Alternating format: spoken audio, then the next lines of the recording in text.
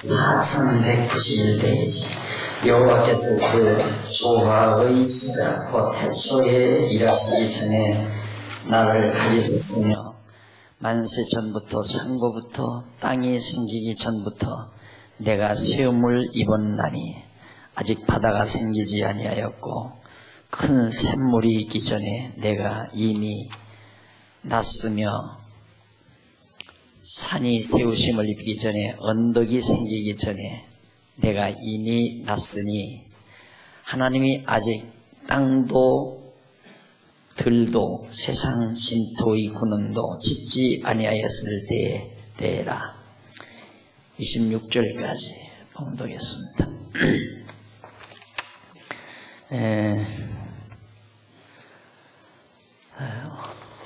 그동안 잠은 오랫동안 못했습니다. 오늘은 지혜를 우리가 지혜의 말씀을 들어야 하는 까닭이 무엇인가, 왜 우리는 지혜의 말씀을 들어야 하는가에 대한 내용을 지금 살펴가고 있습니다. 즉 지혜를 주관하신 여호와에 대한 내용이 1장 7절부터 9장까지라고 그랬죠.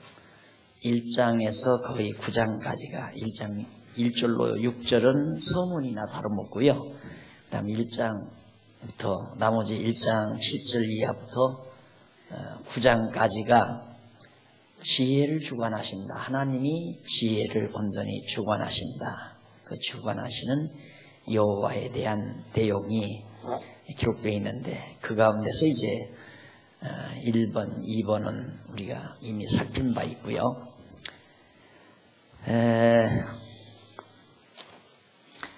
1번,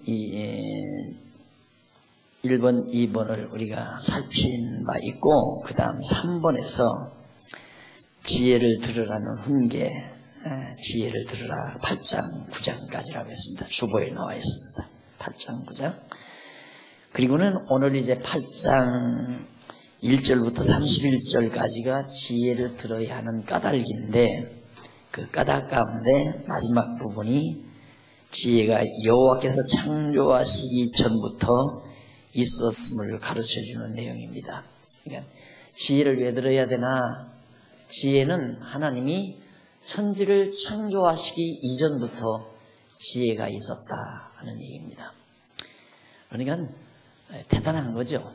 지혜롭다고 하는 것은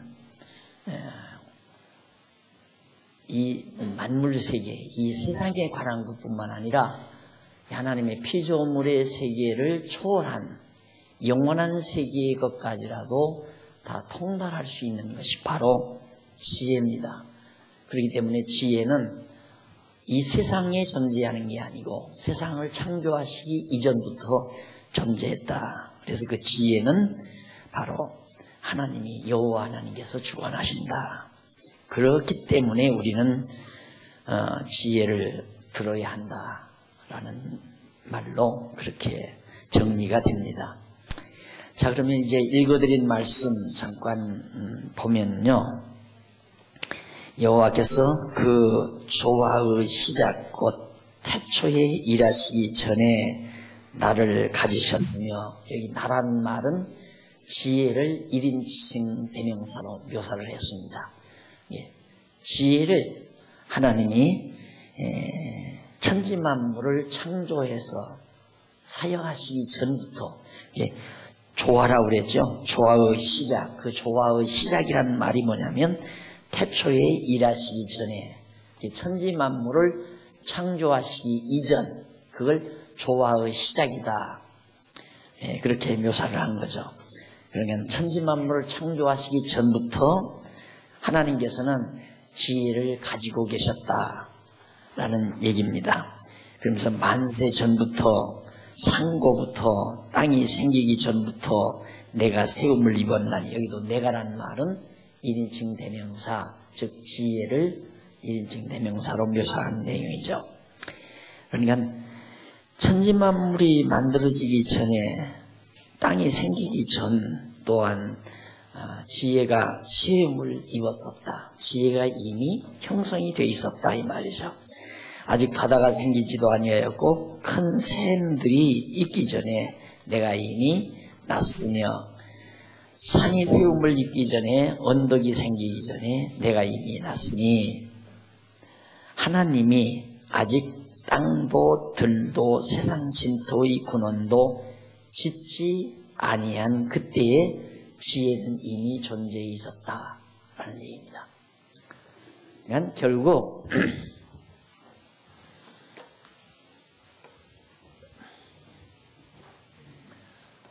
우리가 늘 이런 하나님의 섭리관 내지는 우리 기독교 우주관이죠. 우리 기독교 우주관을 도표로 정리를 하면 이렇게 정리를 하는데 입체적으로 정리를 하려면 이제 평면적으로 그릴 수밖에 없죠. 설명을 하려니까.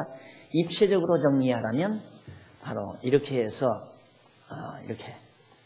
이렇게 정리할 수밖에 없죠. 이건 사실은 이게 이제 바로 이 선인데 이 선.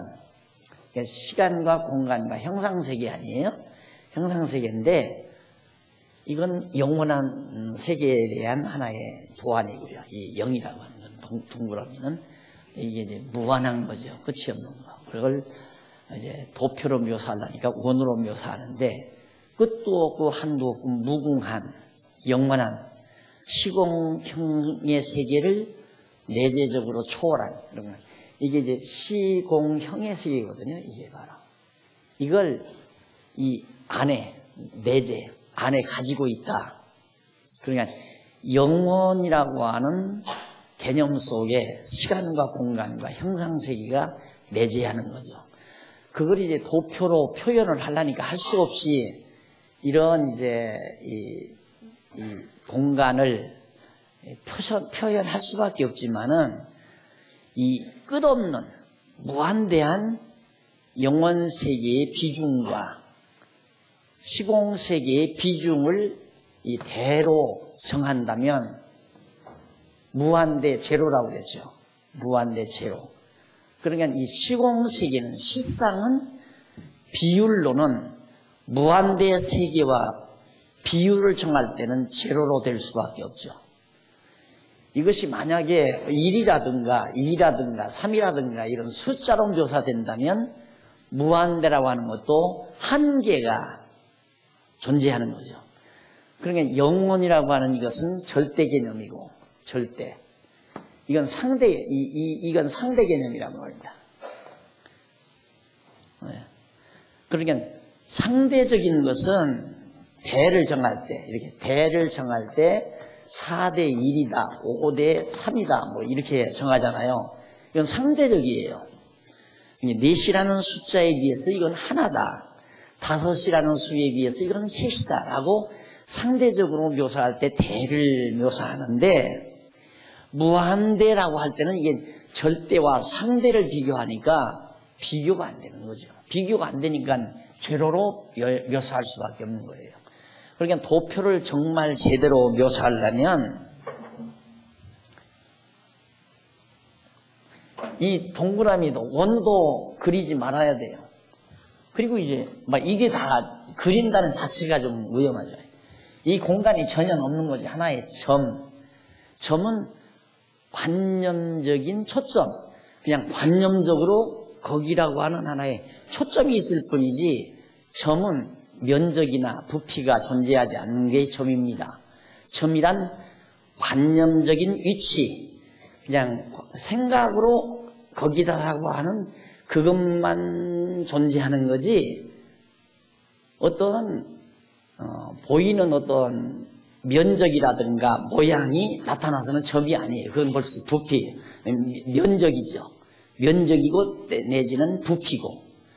그러니까 점은 관념적인 초점이에요. 관념적인 초점. 그러니까 전혀 면적이 없는 거죠. 그러니까 이 세계라고 하는 것은 하나님이 지으신 이 세계는 사실은 없는 거예요. 따지고 보면 영원 세계에 비하면 없는 것이다. 그러나 우리들이 시공 세계에 살기 때문에 이것은 있고 이것은 눈에 안 보이니까 없다라고 생각하는 것뿐이거든요. 그럼 그건 우리가 형상을 지니고 있기 때문에 그런 거란 말입니다. 근데 만약에 우리가 시공세계의 영향을 받는 이 형상을 벗어버리면 우리는 영원한 관념을 가지고 사는 거예요. 영원 개념을 가지고 사는 거죠. 그래서 모든 것을 영원한 그런 개념으로 하나님도 이해하고 나도 이해하고 나 자체도 영원한 존재가 되는 거고, 이제 그런 거기 때문에 도표를 곧이어 표현을 해서 하려면 이렇게 없는 것으로 점으로 여기를 묘사해야 되는데, 설명을 하기 위해서 할 수 없이 이제 이렇게 묘사한 거란 말입니다. 예. 그러니까 이것은 이제 입체적인 원을 뜻하는 거고, 이것은 시공세계를 묘사하는 하나의 선으로 묘사하는 그런 내용으로. 그래서 우리 기독교 세계 우주관, 우리 기독교 우주관, 성경적인 우주관을 도표로 간단히 우리 뇌리 속에 정리를 하려면 이제 저렇게 정리하고, 그 다음 이제 설명으로 해서 평면적으로 정리를 하면 바로 이렇게 영원하신 하나님으로부터 모든 것이 나오고, 하나님으로부터 모든 것이 나와서 하나님으로 말미암고, 그리고 다시 하나님께로 돌아간다. 이게 이제 우리의 우주관이거든요. 그러니까 이 세상 나나 산이나 들이나 바다나 하늘이나 모든 천체들이나 그 모든 것들이 하나님께로부터 나와서 하나님으로 말미암아 운행되고 존재하다가 하나님의 섭리에 따라 다시 하나님께로 돌아가 버린다. 다시 영원한 세계로 다 돌아가 버린다. 이게 이제 성경이 말하는 우주관입니다. 그러니까 지혜가 이 세상, 이 계시세계, 이 모든 시공세계가 있기 이전부터 여기에 지혜가 있었다. 지혜가 여기 있었다. 이 말은 바로 이런 시공세계에 드러난 이 계시세계를 통해서 드러내신 창조와 심판을 통해서 나타내시는 하나님의 시간세계의 역사 섭리, 이런 것들에 대한 모든 계획이 이때부터 있었다. 이 지혜는 하나님의 계획, 뜻, 이걸 로스라고 표현해야 돼요. 로스. 예. 하나님이 이미 지혜 속에, 하나님의 생각 속에 이 계시세계에 관한 모든 계획과 구상이 이미 창세 전부터 있었다. 그러니까 결국 이 계시세계를 통하여 하나님을 드러내신 성경을 깨닫게 되면 우리가 지혜를 얻는 거죠. 성경을 다 알면 지혜를 얻을 수밖에 없어요. 이 지혜를 얻으니까 이런 기독교 세계관, 우주관에 대해서도 우리가 알 수 있고 또 생각할 수 있고 구상할 수 있고, 이런 구상 속에서 모든 것을 해석할 수 있고, 이런 지혜의 구조 속에서 하나하나 부분들을 이해하는 지식이 가능한 것이고, 그러면 예를 들어서 고체란 무엇이냐, 아니면 기체란 무엇인가, 또 물질이란 무엇인가, 이런 것들은 부분적인 지식 아니에요. 그런 부분적인 지식은 총체적인 지혜의 바탕 위에서만이 그 부분적인 직관적, 직접적으로 그걸 보는 이 직관이죠. 내가 직접 눈으로 보고 분석해보고 이해하는 그런 직관적인 지식이 얻어질 수 있는 거란 말입니다. 이게 지혜를 얻으면 모든 만사 만물에 대한 지식이 가능하다는 얘기입니다. 그러니까 예를 들면 집이라는 총체적인 구조를 딱 알고 나면, 예를 들어 그 집을 이루는 하나의 여러 가지 자재들이 있잖아요. 자재들을 딱 볼 때, 이것은 작은 방 뒷창문이다, 뒷창의 오른쪽 문이다, 이렇게 알 수 있죠. 집 구조를 정확하게 설계도대로 쫙 알게 되면 어떤 그 집을 구성하는 부속을, 그 부분적인 자재를 보면 이것은 이 집을 짓는데 어디에 필요한 자재다. 하나하나 자재 하나하나에 대한 지식이 옳게 인식될 수 있다는 얘기예요. 그러듯이 이런 하나님께서 온 우주와 만물을 다 구상하시고 계획하시고 작정하셔서 지금 이 시간 세계 속에 계시를 통해서 드러내시는데, 이게 드러내시는데 영원하신 하나님이 지금 시간을 개입시켜서 드러내시는 거거든요. 그러니까 이런 드러내시는 부분의 역사라든가 나타나는 어떤 물질이라든가 어떠한 드러나는 사건이라든가 이런 등등에 대한 천체라든가 식물이라든가 동물이라든가 모든 인생이라든가 이런 각양각색의 부분적인 지식들이 이 지혜에 의해서 정확하게 결론이 내려진다. 그런 얘기예요. 이게 지혜가 없으면 지식도 불가능합니다. 그래서 항상 내가 일반적인 지식이라고 하는 것은 서론이 없어요. 결론도 있을 수가 없고 과정, 인식의 과정만이 있을 뿐이에요. 이것이 이렇게 된다? 다시 말해서 산소와 수소가 합쳐지니까 물이 되네? 그게 왜 그렇게 되는지는 모른다 이 말이에요. 과정적으로 산소와 수소가 합쳐지니까 물이 되더라. 그 과정 학문은, 과정적인 지식은 가능하지만 그것에 대한 서론도 결론도 추출해낼 수가 없다 이 말이에요. 그러나 지혜가 있으면 그게 가능하다는 얘기입니다. 서론도 가능하고 결론도 가능하고. 그래서 지금 왜 우리가 지혜를 왜 들어야 되느냐, 지금 그 안이에요. 자문서 솔로몬이 아들에게 너 지혜를 꼭 들어야 된다. 그 이유는 네가 하나님의 계획과 뜻을 알아야 정말 정말 예수님이 여기 오셨다 생각을 하고 나라가 이렇게 갈라지는데 다윗 아닙니까? 다윗 왕가. 나라가 여기서 이제 북왕조와 남왕조로 갈라지는데 네가 하나님의 지혜, 즉 계획과 뜻을 알아야 일로로 가야 되는 건지 가지 말고 이 다윗 왕조를 지켜야 되는지를 네가 바르게 판단할 수 있다 이 말이에요. 그러니까 너는 지혜를 알아야 된다. 또 지혜의 말씀을 들어야 된다. 이 얘기거든요. 그러니까 여러분들이 항상 살아가면서 갈등이 뭡니까? 이래야 되나 저래야 되나 이거거든요. 이래야 되나 저래야 되나. 이번에 신학연구원 전문위원들 2분 모시고 이틀 밤을 같이 그냥 우리 전문연구위원들 모이면 그냥 같이 생활이에요. 생활하면서 주고받는 대화 속에서 이제 우리가 우리의 삶을 투영해보고 또 그리고 그 속에서 사고를 추출해내고 그러면서 이제 시간을 보내는 건데 남들이 보면 노는 것 같죠. 만나러 앉아서 뭐 잡담하는 것 같고 그냥 밥이나 먹고 잠이나 자는 것 같은데 그게 아니에요.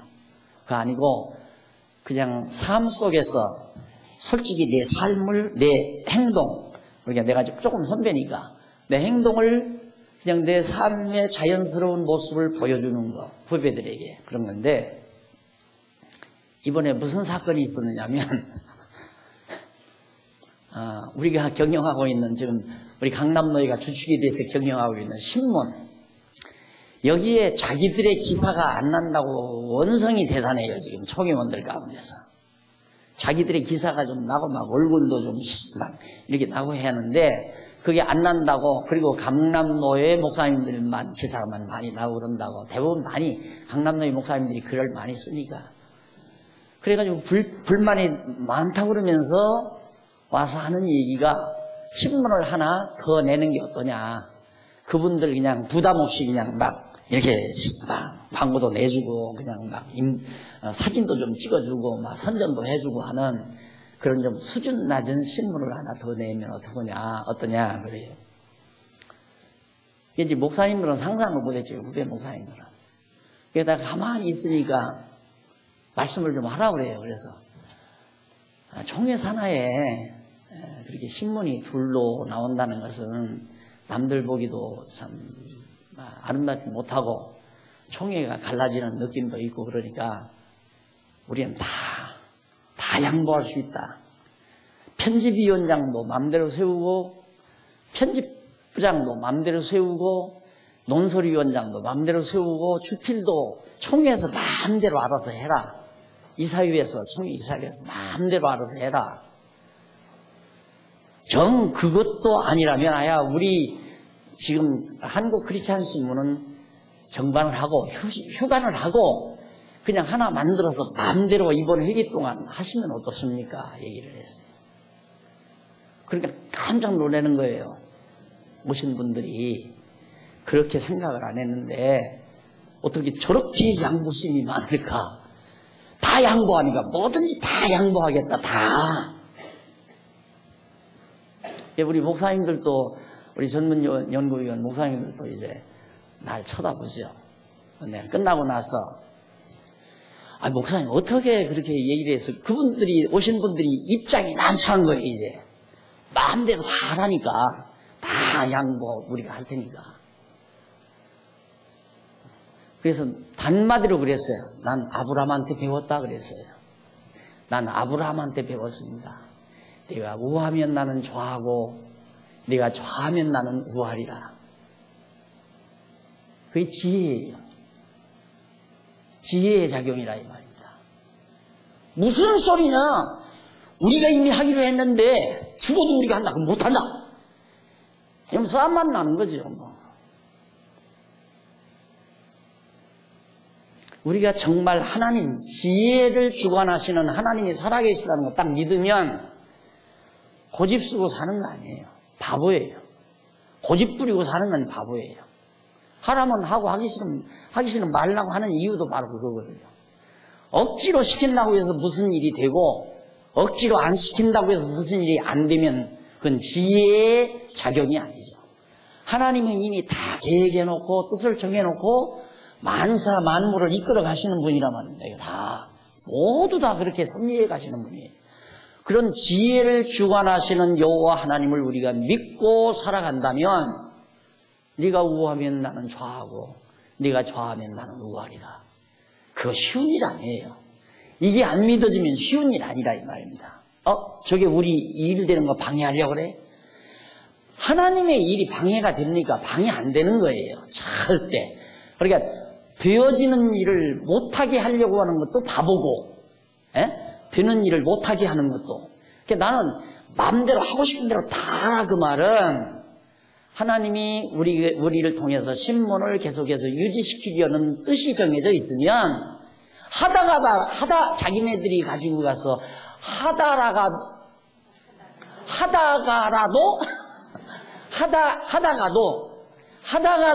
우리한테 아이고 제발 좀 맡아주십시오 하고 가져올 거고, 야, 그 뭐 돈 많이 들고 그거 뭐 하려고 하느냐, 그거 별로 효과 없다. 하나님이 그렇게 정해서 우리들 하는 일이 아니라고 하면 이번에 그렇게 해서 그냥 넘겨버리면 제일 어깨 가벼운 분이 우리 김창영 장관님 어깨 가벼울 거 아니에요. 예? 편집국장 월급은 꼬박꼬박 줘야 되는데 이놈의 날짜는 없는지 배사 돌아오듯이 돌아오고, 예? 후원금은 잘 안 들어오고 그러면 답답한 건 사장만 답답하고 편집인만 답답해요. 당신이 발행인 겸 사장이니까 총책 아니에요, 자기가. 그러니까 월급 안 주는 것처럼 고통스러운 것이고 못 주는 것처럼 고통스러운 게 어디 있어요. 내가 그만 처음 성장되면서 말 한마디 잘못해가지고 젊은 장로님한테 그거 떼미낀 것 같아서 항상 저도 마음에 부담이 있거든요. 어떻게 처리하나. 뭐 누가 그렇게 뭐 후원금 많이 이렇게 내주는 것도 아니고. 그게 지혜란 말입니다. 노 회장님이 또 오시더니만, 노 임원들 몇 분 오시더니만, 요 직원이, 이번 지난 주간에. 내가 무슨 노예 어른이라고 맨날 자꾸 와서 나한테 뭐 상의하려고 하는 통에, 제발 좀 알아서 하라고. 그래서 쫓아왔어요. 와가지고 나 이제 아프리카에서 왔다니까. 학수고대하고 빨리 목사님 모셔서 뭘 자문 좀 받아야 되겠다. 이 말씀운동 개간지가 지금 나오느냐 안 나오느냐 이 문제로 이제 온 거예요. 그동안 잘 맡아서 하시던 분이 힘든 모양이죠. 이제 하기도 싫고 그 뭐 하고 싶겠어요? 돈 나오는 것도 아니고 혼자 다 해야 되고 또 글 쓰는 목사님들도 힘들죠. 매번 글을 써서 내려니까. 정작 뭐 글 쓰는 목사님들이야 내야 되게 생겼으면 써서 내는데 정작 그걸 다 편집해서 인쇄 넣어가지고 만들어내는 분은 또 그 나름대로 또 일을 또 해야 되잖아요. 그런 분 맡아서 하시는 분이 안 한다 그러니까 그럼 누가 할 거냐? 할 사람이 있냐? 그러니까 아무도 없다는 거예요. 그 얘기를 나한테 와서 해요. 아니 그걸 뭘 나한테 물어? 내가 늘 뭐라고 그래? 되면 하고 안 되면 말고. 허허. 그러니까 가르쳐도 필요가 없더라니까. 되면 해라. 안 되면 하지 말고. 안 되면 하지 않는 게 아니라 안 되면 못 하는 거예요. 그렇잖아요. 아니 돈도 돈이지만 누가 그걸 할 사람이었으면 못 하는 거지. 그런다고 박 목사가 또 갔다가 그거 일일이 내가 또 할 수도 없는 거고. 안 그래요? 그러니까 답은 간단하죠. 되면 하고 안 되면 안 하고. 안 하는 게 아니라 못 하고 안 되면 못 하고. 내가 늘 말하지만 자기가 했기 때문에 된 줄 알아요. 사람들이. 내가 무슨 일을 했기 때문에 이렇게 됐다 그런 게 아니라 되기 때문에 한 거예요. 하나님이 되어지게 하기 때문에 한 거라고 말입니다. 여러분들이 예를 들어 빵가게를 하나 냈다 하십시다. 하나도 안 팔리는데 해요? 하나도 안 팔리는데 하느냐 이 말입니다. 하나님께서 빵가게 할 마음을 주어서 가게를 하나 만들었어요. 그런데 장사가 안 되는 거예요. 하나도 안 팔려요. 그럼 못하는 거예요. 안 하는 게 아니라 빵가게를 못하는 거예요. 근데 빵이 잘 나가요. 수입이 300만 원, 500만 원 정도 한 달에 나와요. 일당은 나온다. 되니까 하는 거예요. 그냥 빵가게. 그것이 이런 우주관의 틀 속에서 그 생각, 그런 사고가 나와야 된다 이거예요. 지혜로운 삶이라고 하는 것은. 그런데 야망에 불타고 탐욕에 불타고 성공욕에 불타고 경쟁심에 불타가지고 안 돼도 기어코 이를 악물고 해야 되겠다. 그러니까 가서 맞박치고 머리 깨지고 팔 부러지고 난리가 나는 거죠. 고집대로 자기 고집대로 하려니까. 얼마나 쉬워요. 세상 살기 참 쉬운 거예요. 어떻게 할 거예요? 뭘 어떻게 해요? 어떻게 하기는. 자기가 뭐 한다고. 되면 하고 되면 해지고 안 되면 못하는 거지 뭐. 만사가 다. 그러니까 구태여 뭐하러 싸워요. 한다면 주고 안 한다면 내가 하고. 내 자랑을 한 게 아니라 하나의 실례를 들어서 말씀을 드리기 위해서 한 것뿐이에요. 나도 아브라함한테 배웠다. 이게 기가 막힌 거 봐요. 어떻게 그렇게 그런 말이 나오리라고는 총회 임원들이 상상을 못한 거죠. 내 입에서 또 김창영 장로님 입에서 그런 말이 나오리라고는. 그런데 뭐 딱 나오자마자 단마디로 아이고 방법은 있다. 그냥 그러게 기사가 총회 기사가 아니라 우리 강남로의 기사다. 그러니까 그러면 됐다. 그러면 이사회에서 다시 편집장도 세우고 주필도 세우고 편집위원장 또 논설위원장 다 총회 임원이나 이사회에서 정해가지고 하면 될 거 아니냐. 이 신문 제목 그냥 다 줄 테니까 그냥 바꿀 수는 없으니까 발행인 겸 사장은 그건 문교부에 등록된 거라 그건 도저히 바꿔지지 않아요. 그러니까 그냥 줄 테니까 재고 다 몇 개 줄 테니까 그렇게 해라. 그러니까 참 허탈한 거죠. 그렇게 해버리니까. 그래서 후배 목사님들이 날 쳐다보기에 나도 아브라함한테 배워서 내 한마디 했어요. 그러니까 얼른 알아듣더라고요. 아브라함한테 배웠다고. 아브라함이 하나님의 뜻을 알았어요. 이 지혜를 알았단 하나님의 계획을. 그게 뭐냐면 아브라함에게 하나님께서 가나안 땅 주기로 약속했잖아요. 그 땅은 아브라함의 자손들에게 주기로 한 거란 말입니다. 그런데 예를 들면 이제 이쪽 요단강 이쪽 가나안 땅 쪽에는 산지예요. 그렇게 넓은 좋은 초장이 그렇게 많지 않단 말입니다. 근데 요단 동편 땅에는 모압 평지, 그 모압 평지가 아주 막 쬐개하게 깔려가지고 아주 푸른 초원이 참 좋단 말입니다.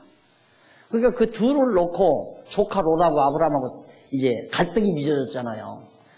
이게 짐승 몰고 나가면 그 종들끼리 싸움을 하고 돌아온단 말입니다. 왜? 좋은 풀밭 서로 먹이려고. 그걸 이번에 아브리가 가서 실감을 했어요. 아, 야곱이 이렇게 살았겠구나. 그냥 풀밭 찾아서 막 양떼들을 데리고 쫙 나오고 소떼 데리고 나가는 걸 보면서 아, 이 풀밭이 재산이었구나. 지금도 그대로예요. 그런 모습대로.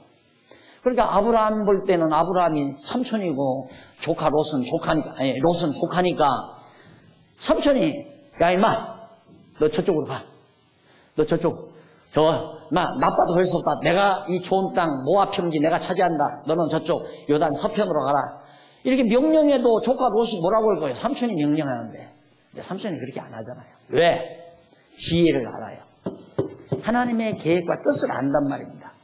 그러니까 이미 가나안 땅은 아브라함이 후손에게 주기로 하나님이 약속을 했어요.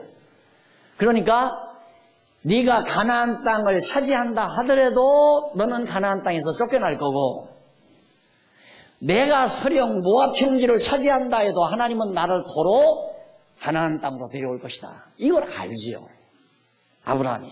그러니까 너 알아서 해라. 네 존대로 해라 그 말이에요. 내가 우하면 나 좌하고, 내가 좌하면 네가 좌하면 나는 우하리라. 네가 요단 서편 땅 차지하면 나는 동편으로 가고, 네가 동편 땅 차지하면 나는 서편으로 간다. 눈앞에 보이는 것 요단 동편 땅이 훨씬 좋은데, 초원도 좋고 아주 아름다운데, 그걸로 이 롯이 채택할 수밖에 없어요. 요단 동편으로 가잖아요. 사해바다 동쪽으로.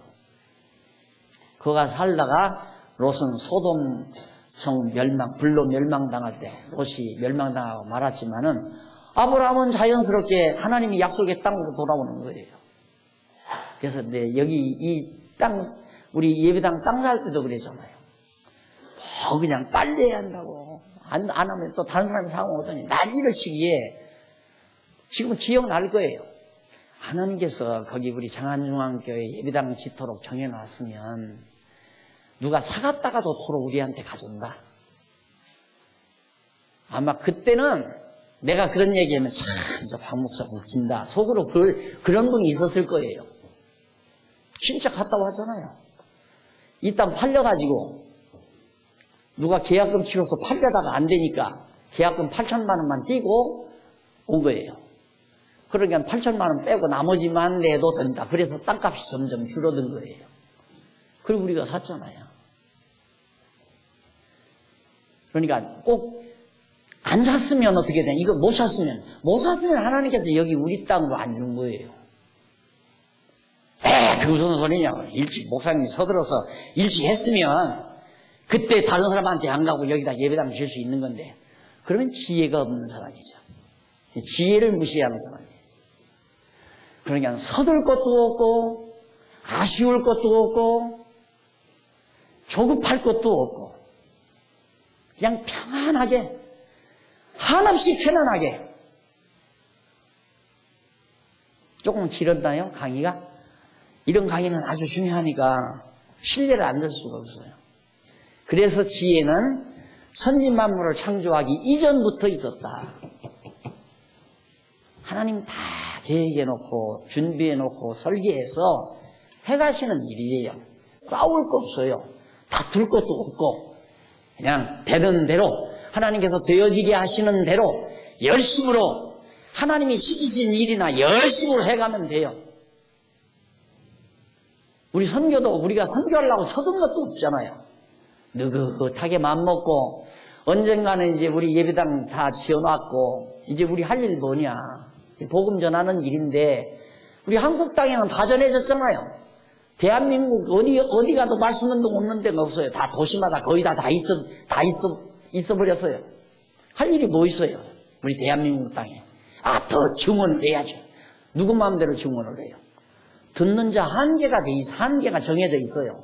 지금까지 안 듣는 사람은 안 듣도록 정해져 있으니까 안 듣는 거고, 앞으로 들을 사람 10년 후에 들을 사람, 20년 후에 들을 사람은 있을지 모르지만 지금 현재 듣고 있는 사람이 하나님의 정하신 듣게 하는 사람이 듣는 거란 말입니다. 그러니 우리가 뭐 애써 한다고 해서 들어집니까? 느긋하게 생각하고 선교한다고 그랬는데 금년 봄부터 난데없이 지금 4차 선교 여행까지 다녀왔잖아요. 그것도 하나 우리 아쉬운 거 없어요. 가서 뭐 목 붙들고 야 우리와 손잡고 일을 하자 그런 거 없어요. 우리는 절대 없어요. 뭐 아프리카 갔다 오니까 뭐 붙들고 목사님 언제나 다시 오실랍니까? 이렇게 지금 현지 목사님들이 목사님을 기다립니다. 이거 보십시오. 전화 오는 거 보십시오. 난리쳤어요. 그래서 내가 오면서 그래서 오면서 좀 비행기 타기 직전에 선교사님한테 내가 여기 올 수 있는 방법은 딱 하나다. 그건 뭐냐면 여기서 지금 선교일을 하고 있는 선교사님들이 우리 한국 선교사님들이 이미 자료 다 드렸으니까 역대기 하까지 공부하도록 CD를 구워서 우리 성도대학에서 마련했는지 선교부에서 마련했는지는 모르겠어요. 마련해서 세트를 해가지고 갖다 줬어요. 한 연암 세트 갖다가 줬으니까 자기들 공부하려면 얼마든지 하게 돼 있거든요. 개론책 다 줬지. CD 역대 상까지 역대 하까지만 거기까지 들어도 감 못 잡으면 그건 아무 데도 쓸모없는 머리예요. 창세기 한 것만 딱 들어도 요한계시록이 뻥 뚫려서 보일 수 있을 정도가 돼 있으니까 그거 가지고 충분히 공부한단 말입니다. 자기들이 약속했고 목사님 정독을 하겠습니다. 목사님 주신 책 정독을 아주 정독을 하고 깊이 연구를 하겠습니다. 약속을 했으니까 그렇게 공부를 해서 야 이것이다 해서 우리와 믿는 것과 아는 것이 하나가 되면 혹시 내가 여기 올 수 있는 기회가 또 있을 수도 있다. 그 얘기를 해주고 왔죠. 우리 아쉽게 무슨 일이에요? 내가 아쉽게 한다고 해야 되는 게 아니에요. 내가 아쉽게 굴면 저쪽에서 우리를 이용해요. 당연한 거 아니에요? 아 저거 뭔가 아쉬운가 보다. 살살 우리 끌고 가면서 이용이나 하고 우리 막 자기 무슨 하자는 대로 그렇게 쉽게 말해서 이용당하는 거죠. 아니 올바른 내용 전하지 못할 바에 뭐로 선교를 해요? 돈이나 갖다 퍼다 줄 바에 뭔 선교를 하느냐 이 말이죠. 지금 선교는 돈이 문제가 아니에요. 내가 볼 때 몇 번 나가보니까 돈이 문제가 아니라 내용이에요. 내용, 진리. 그러니까 우리는 줄 게 얼마든지 있어요. 그래서 한마디 노골적으로 해주려다. 우리에게는 은과 금은 없지만 나사렛 예수 그리스도의 이름으로 이 말 한마디 하려다. 좀 야박한 거 같아서 안 하고 왔습니다만은 정말 우리가 이 지혜를 간직하고 있다는 것이 이거 뭐하고 바꿉니까? 아무것도 바꿀 게 없어요.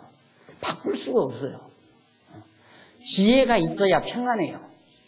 지혜가 있어야 당당하고 지혜가 있어야 견고하고 흔들림도 없고 아쉬움도 없고 누구 이용하려고 하는 그런 치사한 생각도 안 하고 지혜가 있는데 뭐로 남 이용합니까? 안 그래요? 지혜가 있으면 억지로 교인들 주머니 뜯으려고 할 필요도 없는 거고 여러분 많이 들었을 거요? 장안동서 대치동에서 내가 연보 내기 싫으면 내지 말고 그냥 열심히 저축해서 쌓아놓으십시오. 열심히 저축해서 하나님이 필요할 때 여기 분유에서 심경 하나만 까딱 건드려 놓으면 그냥 뭉태기 똥 나올 수도 있는 거예요. 하나님이 그렇게 하실 수 있는 분이라 이 말이에요. 그러니까 안 내는 걸 뭐로 자꾸 내라 그래요. 낸 만큼만 가지고 일하면 되지. 안 그래요? 나오면 하고 안 나오면 안 하면 되는 거고. 그런데 그렇게 살지 않잖아요. 사람들이 욕심껏 살려고 그러잖아요. 욕심껏. 물론 그전에도 그렇게 생각했지만 아프리카 다녀온 후로는 아니 그냥 맨손으로 이 땅에 태어나게 한 것만도 대한민국 땅에 태어나게 한 것만도 천배만배 낫다. 천배만배 아프리카인들보다 복을 받은 사람들이다.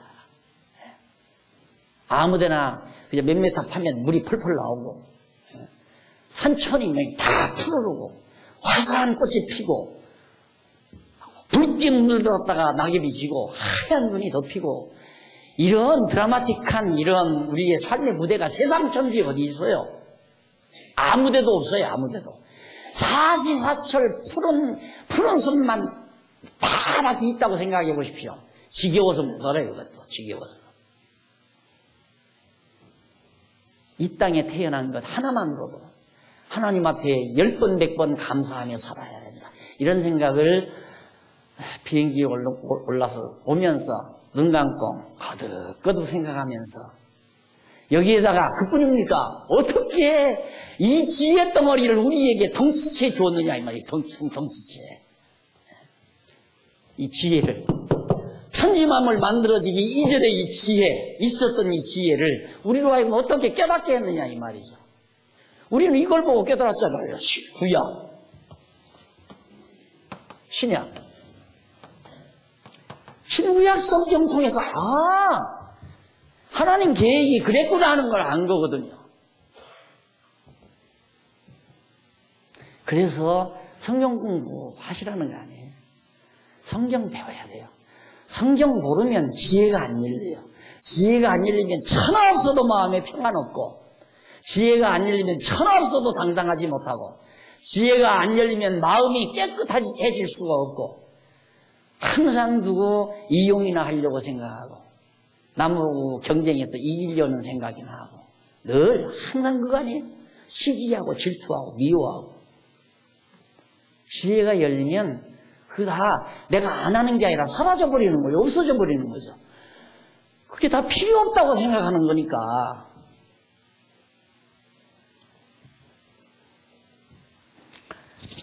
그래서 솔로몬이 지금 이 말을 아들에게 해준 겁니다. 그가 하늘을 27절 그가 하늘을 지으며 27절로부터 31절까지는 아들에게 지혜가 하나님과 함께 창조자가 되어 있었다라고 말하죠.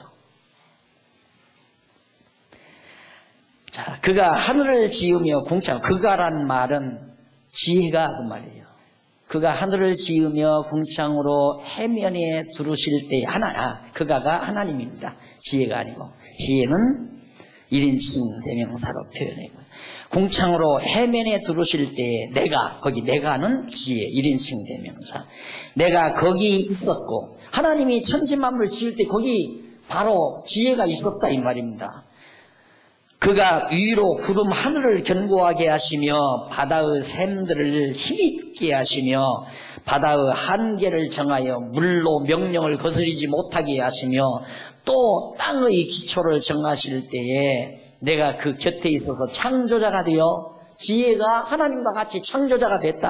창조자가 되어 날마다 그 기뻐하신 바가 되었으며 항상 그 앞에서 즐거워하였으며 사람이 거처할 땅에서 즐거워하며 인자들을 기뻐하였었느니라.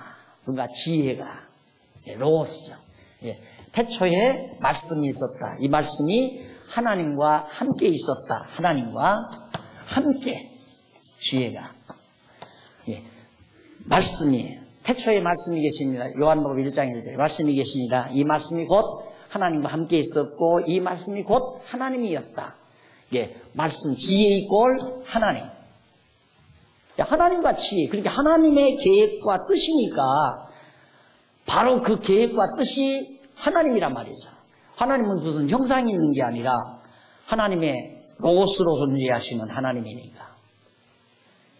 그래서 어떻게 로고스대로 뜻대로 계획대로 하나님의 작정하신 뜻대로 천지만물을 창조했다. 빈틈없이 맞잖아요. 아주 빈틈없이. 이런 우주관은 세상 천지 어디 가도 없습니다. 대형 박물관에 가서 다 뒤져봐도 내가 뒤져보진 않았지만 천없는 큰 도서관에 가서 고고학 도서관에 가서 찾아도 이런 진리는 없어요. 또 이런 우주관은 존재할 수도 없고. 그래서 성경이 만고불변의 진리라는 겁니다. 성경을 정확하게 알아야 나도 하나님 앞에서 사람이 점점 돼가는 거예요. 지혜롭게 되져간다는 얘기죠. 그래서 바다와 한계를 정하여 이제 30절 내가 그 곁에 있어서 창조자가 되어 날마다 그 기뻐하신 바가 하나님의 기뻐하신 바가 되었으며 항상 그 앞에서 즐거워하였으며 사람이 거할 땅에서 거처할 땅에서 즐거워하며 인자들을 기뻐하였었느니라. 지혜와 하나님이 함께 천지 만물을 창조하고 인간들을 섭리하셨다라는 얘기입니다. 자, 이제 한쪽 가로 2번으로 넘어갑니다. 이 지혜는 물론 이 지혜가 예수. 바울이 그랬죠. 예수 그리스도는 하나님의 지혜니라. 고린도서에서 나와요. 예수 그리스도가 하나님의 지혜다. 그러니까 바로 로고스 말씀이 육신이 되어 오신 분이 예수님이죠. 로고스가 육신이 되어서 마리아의 몸을 입고 이 세상에 오셨다. 그분이 예수인데 바로 그분이 로고스니까 말씀이니까 바로 예수 그리스도가 하나님의 지혜니라. 천지 만물을 창조하신 하나님의 지혜니라. 그러니까 모든 이 우주적 섭리는 결국 예수를 그리스도로 보내어서 하나님의 뜻을 우리들로 하여금 깨달아 알고 하나님을 경외케 하려는 것이 간단한 우리들의 우주관, 세계관입니다. 이 세계의 존재 목적, 우주의 존재 목적, 내 인생의 목적 마찬가지에 다 같다. 우주관이 그런 거니까, 세계관이 그런 거니까 무엇 때문에 이 세계는 존재의 목적이 뭔가? 결국 하나님의 정하신 뜻대로 예수를 그리스도로 보내서 여호와 하나님 살아계심을 알고 여호와의 지혜로우신 여호와를 알고 깨달아 알고 그를 경외하며 살게 하시려는 것. 그것이 인생의 제일 되는 본분임을 깨달아 알게 하려고. 그 역사를 다 들춰봐도 유명한 역사가 토인비가 한 말이 그간입니다. 종교사학을 연구하고 나서 역사는 누군가가 그렇게 하시는 것 같다 이 말이에요. 이 역사가 그냥 우연히 이렇게 가는 게 아니라 누군가가 그렇게 섭리하시는 것 같은데 그 누군가는 기독교가 신봉하는 하나님일 수 있다.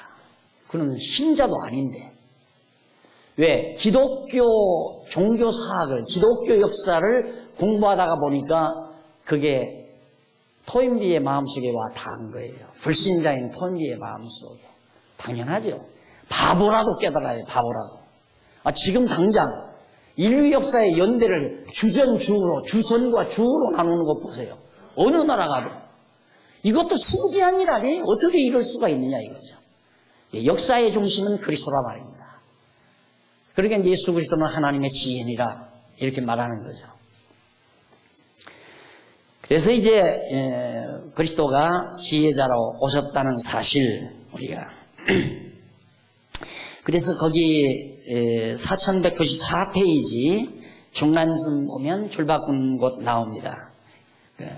그 줄바꾼 이후에 패라그раф에 보면 여호와께서 솔로몬으로 아들에게 지혜를 들어야 하는 까닭에 있어서 훈계에 대한 자문을 가르치도록 섭리하신 것은 장차 하나님의 지혜로 오실 메시아가 하나님의 지혜로 오실 메시아가 자기를 영접하는 자에게 하나님의 자녀가 되는 권세를 주실 것에 대한 예표로서의 모형과 그림자다. 결국 솔로몬이 지혜로 아들을 권면하는 이 내용은 장차 하늘의 지혜로 오실 예수 그리스도가 오셔서 우리로 하나님의 자녀들이 되게 하는 지혜, 이걸 전해주실 것에 대한 하나의 예표로서의 모형과 그림자적 사건이라고 하는 것, 요한복음 1장 12절에 나오는 얘기를 참조를 했습니다. 따라서 솔로몬의 지혜에 대한 가르침은 장차 하나님의 지혜이신 메시아를 보내주실 섭리에 대한 예언적인 성격을 지닌 언약계시다. 그러니까 솔로몬을 지혜로운 왕으로 보낸 것은 지혜자인 예수를 보낼 것에 대한 하나의 언약계시인데 고린도전서 2장 6절로 9절에 보면 예수 그리스도는 하나님의 지혜니라 하는 말씀이 나와요. 너무 확실하고 분명한 내용들이죠. 자, 그 다음 이제 8장 넘어갑니다. 8장 32절로 9장까지인데 32절부터 9장까지는 지혜를 듣는 자의 결국이 어떤가? 그럼 지혜를 듣고 깨닫는 자. 그러니까 솔로몬이 여기서 아들에게 지금 남쪽 유다 왕국을 이끌어갈 아들에게 지금 솔로몬이 지혜를 말하잖아요. 지혜를 아들에게. 그러니까 너 지혜를 들으면 그 결국이 어떻게 되는 줄 아느냐? 그 얘기를 다음 주일날 하도록 하고 오늘 강의에서만 기도하십시다. 아버지 하나님, 질그릇 속에 이 엄청난 보화를 담아주신 하나님의 크신 사랑을 감사합니다. 살아계셔서 우주와 만물을 주관하시고 정하신 뜻 따라 지혜를 드러내시는 하나님의 크신 사랑 다시 한번 감사드리고 이 소중한 보화를 주신 것 잊어버리지 말게 하시고 잘 간직해서 오고 오는 후대들에게 전승해 줄 줄 아는 슬기롭고 지혜로운 종들 되게 해 주시옵소서. 예수님 이름으로 기도드립니다. 아멘.